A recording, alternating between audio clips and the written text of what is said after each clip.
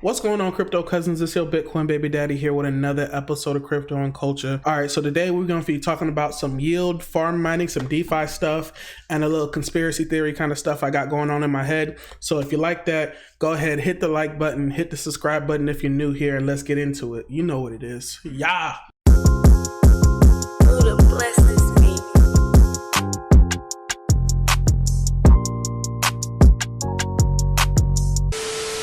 So the last video I made where I talked about compound and the yield farming, if you guys messed with the video, I saw the likes, I saw the views. Yeah, you guys really liked it, so I'm gonna make another video kind of like it, you know, just to give you guys what you want. So I'm gonna tell you guys about the little conspiracy theory I got going on in my head. So you feel me? So we're back here on Compound Down Finance. As you guys can see, some of the lending rates have changed. They change like every day. Dang, 0x is less than 1% on Compound. It was like 13%, whatever. But you guys remember the last time we talked about this was at like 25%. Now it's sitting at like 13%. For us to check out my conspiracy theory and to make it valid, we got to go back into like the price chart of BAT. So for BAT, from the local bottom to the local top within the last couple months, that's around like 83% return, which is pretty good. Like that's solid if you caught that bottom and caught that top. But I feel like this isn't as natural as we may think. So if we go to like this portion of it right here, this portion of it looks pretty natural, but this last portion actually doesn't. So if we look in here, when did the comp token come out? The comp token came out on June 15th. So the comp token came out like June 15th, right? And if I use my little chart right here from June 15th, which was about right here to the top.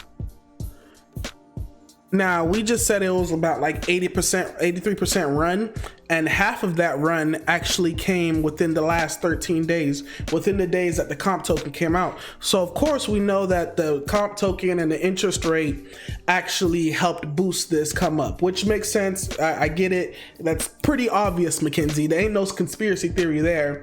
But what I'm thinking of is in the future, when this gets more popular, when we go through the next cycle or the next alt cycle, what's stopping people from coming on basic attention token and looking at here at the APY and saying, hey, oh look, so-and-so Wrap Bitcoin has so-and-so APY right now. Oh, I think it's gonna pump. Or Augur has something APY right now. I think it's gonna pump in this next alt cycle. People are gonna try to gain interest while the pump is happening, or pretty much coincide with the pump. Now, if we actually go to this, so if we actually go to the voting mechanism of Compound, we can see here that, you know, there's been votes happening the whole time. But what happens when another coin gets added to Compound that is a little more popular? Like, I don't know, say Link. If Link gets added to Compound and you can, you know, send your link over there to get APY, I'm sure like the APY on that's going to be ridiculous. You get what I'm saying? And so this whole mechanism of having yield farmers, you know, competing for APY, combined with which altcoin they're using to compete with, will cause a pump in the altcoin. If you guys get what I'm saying. If you guys mess with it, let me know. Smash a like if you guys mess with it. But you know, that's my conspiracy theory because it makes sense. Why wouldn't the coin that has the best APY on these lending platforms not pump? You get what I'm saying? And why wouldn't people who are yield farmers, which usually move around like $100,000 in assets, because that's really the only way you make real profits in yield farming is if you have $100,000 in assets, why wouldn't they pump the price of coins? You get what I'm saying? Pump the APY in some form of way. So that's my conspiracy theory. But what I really want to do is look over here at the Bitcoin dominance chart real quick and trying to see if this altcoin run that we have left does it have any legs really. So as you can see right here, it looks like we're kind of forming like so this is the so just to let you guys know what this is the BTC.D chart. Essentially, the lower it goes, like that's pretty much like an alt season, like an alt run every time it drops like that.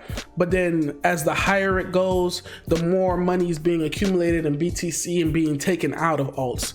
So you can see, and like just looking at these time frames, you'll see like January 2018, yeah, that was an alt season, a little mini alt season right there. And you know, from September 2019 all the way down, you know, that was a nice little long alt season, whatnot.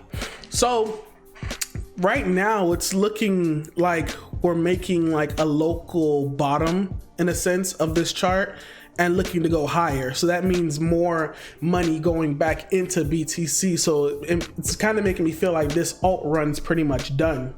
And so, you know, this is not financial advice in any form or way, but after these coins pop like this, usually we go through like a whole period of these coins just going down in price.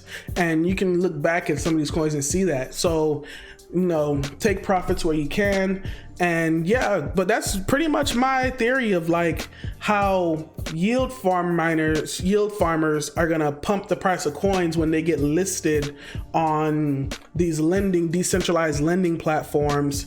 And you know, that'll be another way that during the alt season, the next alt season we have, you can, I guess, catch these pumps. I mean, but like I said, this is not financial advice. I'm not advising you to go out and do that, but it could be profitable. You never know.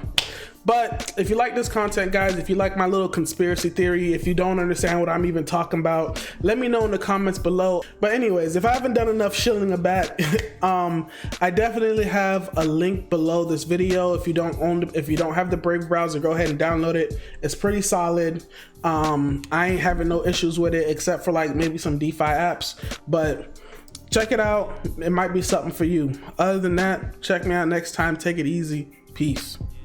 Yeah, you know. All right, y'all, so I want to give you guys a little something extra for the end of the video. For anybody who stuck around, I be seeing y'all in the comments. Thank you for sticking around. But I'm just gonna commentate on this little video real quick while we listen to it. Hey, just look at, oh, hold on, make sure I gotta make sure I'm recording, because if I'm not recording, I'm gonna be pissed. Look at the name, look at the date, and go check out this video yourself. But we're gonna watch like 2 minutes of it real quick. 2 minutes of it real quick. On September 12th, Jamie Dimon says Bitcoin is a fraud. He says he'll fire any one of his traders buying Bitcoin. Bitcoin drops 24%. When Jamie Dimon speaks, people listen. People listen. They listen. So that weekend, we found out that the largest buyer of a Bitcoin fund that's in Europe that buys physical Bitcoin. Right? Okay. The largest buyer. We get it. Morgan Stanley and JP Morgan. Bastards. And that's not illegal.